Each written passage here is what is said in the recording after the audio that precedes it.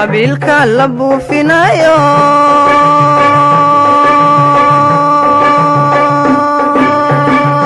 asaagan ku beegsan mayne waxbartaan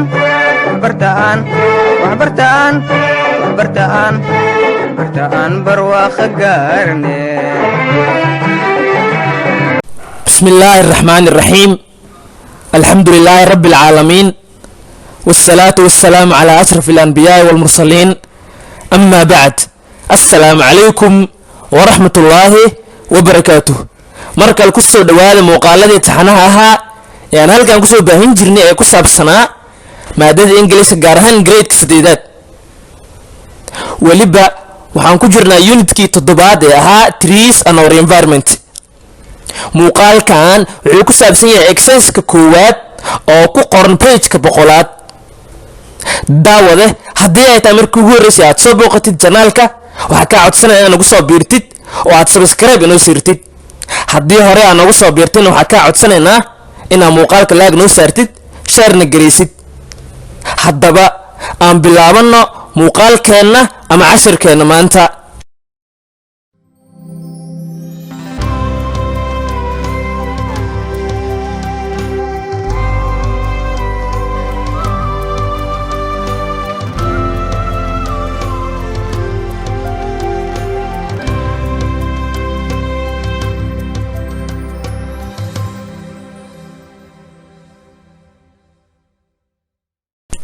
soo noqod wanaagsan waa rajanayna muuqaalka laag noo siisay haddaba gudaha uga galna exercise-keena title-ka exercise-ka wuxuu yahay join isku xir the pairs of sentences jumlooyinka labalabada ah below ee hoos ku qoran using adigoo isticmaalaysid who marka waxaa lagu siin doonaa laba jumlo waxaa la rabaa marka labadaas jumlo inaa joining ku samaysid oo isku xirtid oo aad ka dhigtid hal jumlo su-aasha kuwaad maxay tahay marka the boy wiilka stole ee xaday the mobile phone telefoonka ama mobileka tani waa jumlada koowaad jumlada kale maxay tahay marka ee isla su-aasha koowaad ah he was taken wiilkaas waxaa loo waday ama loo qaaday to the police station xarunta booliska in a police car waxaana lagu qaaday gaariga booliiska okay meesha marka waxaa kugu taal laba jumlo waxaa la rabaa marka inaad hal jumlo ka dhigtid ama isku xirtid adigoo isticmaalaysid who dabcan who waxaa loo isticmaalaa people-ka dadkaa loo isticmaalaa who waxaa loo isticmaalaa individualska ama dadkaa loo isticmaalaa haddaba waxaan dhahaynaa answer waxaan dhahaynaa the boy wiilka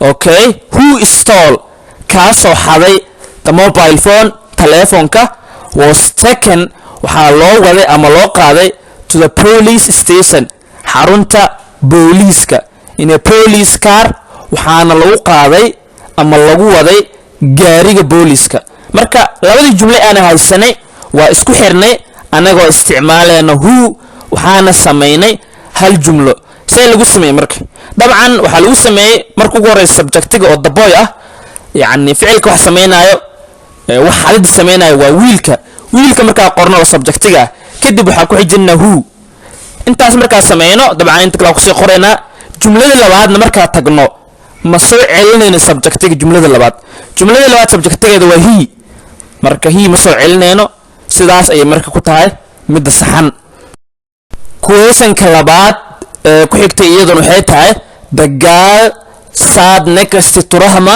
in the library okay the girl gabadha sat fadhisay next to Rahma dhinaceeda in the library ee maktabada ku jirtay okay waa jumlada koowaad jumlada kalena maxay tahay she was reading gabadhaas waxay akhrinaysaa ama iyada waxay akhrineysay a story book sheeko about oo ku saabsan a police dog eyga booliska ah marka meeshan waxaa noogu taala laba jumlo labadaas jumlo waxaa la rabaa in lagu sameeyo joining ama la isku xiro ayadoo la isticmaalayo who waxaan dhahaynaa marka answer dabcan waxaa ku qoranaynaa subjectiga jumlada koowaad waa the girl waa gabadha kadib waxaan ku xijinaynaa who intaas markaa sameyno dabcan qoraalka kale ee ku xiga next to Rahma in the library sida ayaa lagu soo qoraa laakiin marka jumlada labaad qorayno subjectiga jumlada labaad waa she marka she ma soo celin waxay noqonaysaa marka the girl gabadha who sat ee fadhisay next to rahma dhinaceeda in the library ee maktabada dhexdeeda was soo ma jeedid lama soo celinay she was reading waxay aqrinaysay a story book sheeko about oo ku saabsan a police dog eyga booliska ah su'aasha saddexaad ee ku xigta ayadana waxay tahay the lady cleans the classrooms the lady marwada okay cleans oo nadiifiso the classrooms fasalada the lady marwada cleans ee nadiifiso the classrooms fasalada waa jumlada koowaad jumlada kalena maxay tahay ee su'aasha saddexaad she is very hard working she is very hard working iyada waa mid aad howlkar u ah oo dadaal badan okay labadaas jumlo waxaa la rabaa in joining lagu sameeyo la isku xiro ayadoo la isticmaalayo who waxaan dhahaynaa marka answer dabcan labada jumlo waxay leeyihiin subjecti ama falsameeyayaal ama waxaa ka mid ah marka jumlada koowaad falsameeyaheeda waa the lady waa marwada wax meesha nadiifinaya fasalka waa marwada waa subjecti marka waa falsameyso waa wixii ama qofkii falka sameynay jumlada labaadna subjecti way leedahay waa she okay waxaa qornaa marka subjectiga koowaad ee jumlada koowaad oo ah the girl kadib waxaa ku xijinaa who qoraalka kale ee ku xiga oo ah cleans the classrooms sideeda ayaa ugu sii xijinaynaa laakiin marka imaano jumlada labaad subjectigeeda ma qoreen waxay noqonaysaa marka the lady marwada who cleans ee nadiifiso the classrooms fasalada okay sheesa kuma xigin oo pronoun ah ama subject ah lama qorayo sheedaas maxaan dhahaynaa is very hard working waa mid aad howlkar u ah is very hard working waa mid aad howlkar u ah ama dadaal badan the next one is number 4 number ku xiga waa numberka afraad the police officer sarkaalka booliska ah refused uu diiday to take inuu qaato a bribe inuu qaato bribe waxaa la dhahaa laaluush okay the police officer sarkaalka booliska refused uu diiday to take inuu qaato a bribe laaluush inuu qaato waa jumlada koowaad waa jumlada kalena maxay tahay he was promoted isaga marka waa la dalacsiin promote waxaa la dhahaa dalacsiin qofka darajadiisa iyo maxaa la yiraahdaa xilkiisa in kor loo qaado waxaa la dhahaa promote marka he was promoted waa la dalacsiiyey maadaama uu diiday inuu qaato bribe ama laaluush dabcan labadaas jumla in la isku xidhaa rabaa dabcan saa soo sheegnay maxaa la yiraahdaa subjectiga jumlada koowaad ayaa soo qaadanaysaa kadib waxaa ku xijinaysaa who inta kale waa sii raacinaysaa ku xigta oo ah refused to take a bribe laakiin jumlada markaa qoraysid subjectigeeda oo he ah ma qoraysid maxay noqonaysaa marka the police officer sarkaalka booliska ah who refused oo diiday to take a bribe inuu laaluush qaato was promoted waa la dalacsiiyey su'aasha shanaad ku xigta waxay tahay iyaduna the storekeeper ilaaliyaha maxaa la yiraahdaa dukaanka ama meelaha wax maqaasiinka wax lagu kaydsado qofka ilaaliyo waxaa la storekeeper waa qofka dukaamada ee bakhaarada xaalaas ilaalinayo wardiyeynayo the storekeeper always wears ee had iyo jeer xirto ama gashto glasses ookiyaalo glass waxaa la dhahaa ookiyaalaha indhaha waa jumlada koowaad intaas jumlada labaadna maxay tahay he has bought wuxuu gatay ama uu ka gatay a new house guri cusub in the state wuxuu ka gatay stateka dhexdiisa state waxaa la dhahaa waa dhismo badan oo qofka uu ka gadan karo wixii uu doono oo shaqsi uu leeyahay amaba ay organization ama mu'asasa ay leedahay ama hay'ad ay leedahay haddii markaas jumlada isku xiran maxay noqonaysaa dabcan subjectiga jumlada ugu horeysa waa soo qaadanaa kadib waxaan ku qoraynaa who inta kalena waa sii raacinayna laakiin marka qorayna jumlada labaad subjectigeeda ugu horeeyo ama horgala ugu horeeyo dabcan lama qoraayo maxay noqonaysaa marka the storekeeper ilaaliyaha baqaarka ama dukaanka who always wears kaasoo had iyo jeer xirto glasses oo kiyaale has bought wuxuu ka gatay a new house guri cusub in the state guri cusub ayuu ka gatay stateka dhexdiisa.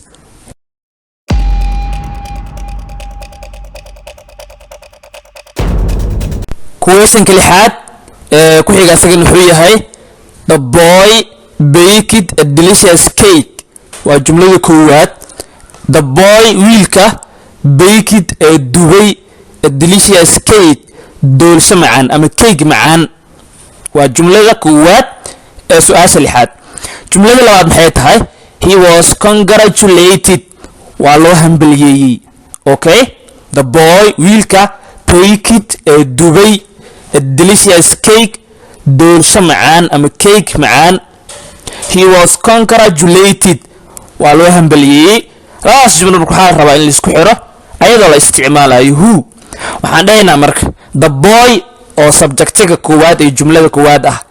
kadib waxaan ku xijinaa who baked a delicious cake was congratulated. dabcan subjectiga jumlada labaad ee he ah lama soo celinayo. maxay noqonaysaa marka? the boy wiilka who kaasoo baked dubay a delicious cake doolsho macaan ama cake macaan was congratulated. waa loo hambaliyeeyey. questionka toddobaad ee ku xiga asagan wuxuu yahay dabcan the butcher sold us meat. the butcher waxaa laga wadaa waa kawaanle ama hilible. the butcher kawaanlaha ama hiliblaha sold us meat ee hilibka naga iibiyey. waa jumlada koowaad. jumlada labaad maxay tahay? he was very polite. aad ayuu edeb lahaa ama aad ayuu edeb badnaa.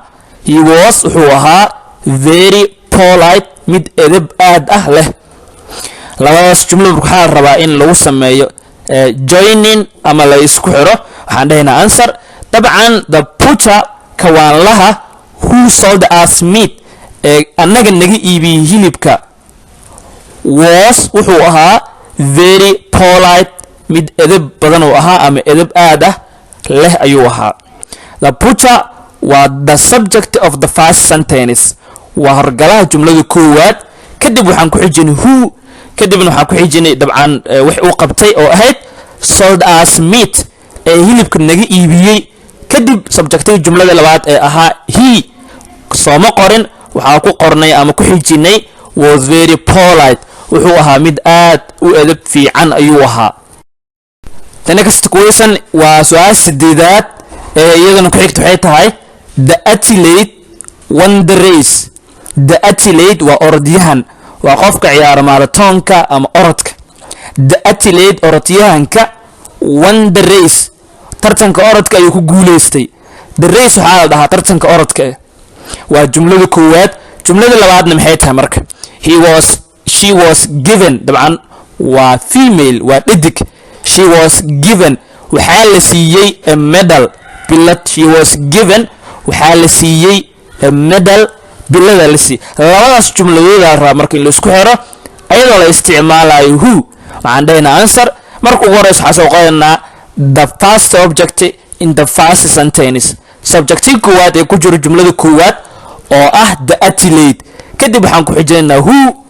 kadib waxaan kusii xijinaynaa maxaa la yidhahdaa won the race. okay, kadib subjectiga jumlada labaad ku jiro ee she ah ma qorayno.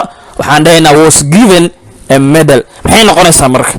the athlete orodyahanada okay who won the race taasoo tartan ku guuleysatay was given waxaa la siiyey a medal bilad. the athlete orodyahanada who won the race ee tartan ku guuleysatay ama taasoo tartan ku guuleysatay was given waxaa la siiyey a medal bilada la siiyey. question 9 su-aal sagaalaad iyadana waxay tahay the man ninka was wearing a brown leather jacket. the man ninka was wearing gashnaa ama xirinaa a brown leather jacket. jaakad maqaar ka samaysan oo buni ah. dabcan jacket waa jaakada la gashto. leather waxaa la dhahaa dharka ka samaysan maqaarka. brown waxaa la dhahaa midabka buniga ah. maxay noqonaysaa marka? the man ninka was wearing xirnaa ama gashnaa a brown leather jacket jaakada maqaarka ka samaysan ee buniga ah waa jumlada koowaad ee su-aasha sagaalaad. jumlada kale maxay tahay marka? he is a member of the country assembly. he isaga is a member wuxuu xubin ka yahay of the country assembly golaha dalka assembly waxaa dhahaa gole. si kale haddii aan u dhaho fududayno waa xildhibaan. country assembly waxaa dhahaa waa xildhibaan ama golaha wadanka ayuu member ka yahay ama ka tirsan yahay. labadaas jumladood la rabo marka in linkage lagu sameeyo oo la isku xiro. waxaan dhahayna marka ugu horeysa answer. dabcan waa soo sheegnay jumlada koowaad subjectigeeda soo qoranaysaa, kadib waxaa ku xijinaysaa who. jumlada koowaad inta ka dhimanaa kusii qoraysaa. markaa imaata marka jumlada labaad subjectigeeda ma qoraysid, waxaa ka bilaabaysaa auxiliary verbkeeda ama helping verbkeeda. maxay noqonaysaa marka? dhammaan ninka who was wearing kaasoo gashanaa ama xirnaa a brown leather jacket jaakad maqaar ka samaysan oo buni ah is a member of the country assembly waa xubin ka tirsan golaha dalka ama baarlamaanka. su-aasha tobanaad ee ku xigta uguna dambeyso waxay tahay the man was speaking to the people. dhammaan ninka was speaking ee la hadlayay to the people dadka waa jumlada koowaad ee su-aasha tobnaad. jumlada labaad ee su-aasha tobnaad maxay tahay? he is a counselor isaga waa la taliye. ninkaas laga hadlaayo is a counselor waa la taliye. counselor waxaa la dhahaa la taliye. maxaa la rabaa marka labadaas jumladood in laisku xiro ayadoo la isticmaalayo who. waxaan dhahaynaa answer. markaas waa soo sheegnay waxaa soo qaadanaysaa subjectiga jumlada koowaad oo ah dhammaan. waxaan ku xijinaynaa who, kadib jumlada koowaad inta ka dhimanaa qorana waa dhammaystiraynaa. waxaan toos u aadaynaa marka jumlada labaad. dabcan jumlada labaad waxay ku bilaabanaysaa subjectigii ah. subjectigaas looma baahno. waxaa lagu xijinaa helping verbka ama auxiliary verbka ama falcaawiyaha. dabcan waa isku wada mid. maxay noqonaysaa marka? dhammaan ninka was speaking ee la hadlayay to the people dadka is a counselor waa la taliye. halkaas ayay kusoo dhammaadeen. waa rajana in la fahmay. exercisekii koowaad ee ku qornaa amaba ku qoran pageka 100 halkaas ayay kusoo dhammaaday. halkaas ayay kusoo gabagabeynaynaa. haddii ay tahay markii ugu horreysay aad soo booqatid janaalka waxaa kaa codsanaynaa inaad nagu soo biirto subscribe inoo saartid. haddii hore aad nagu soo biirto waxaa kaa codsanaynaa inaad muuqaalka laag noo siisid sheerna gareysid. waa mahadsan tahay. ramadaan arag. assalaamu calaykum waraxmatullaahi wabarakaatuh.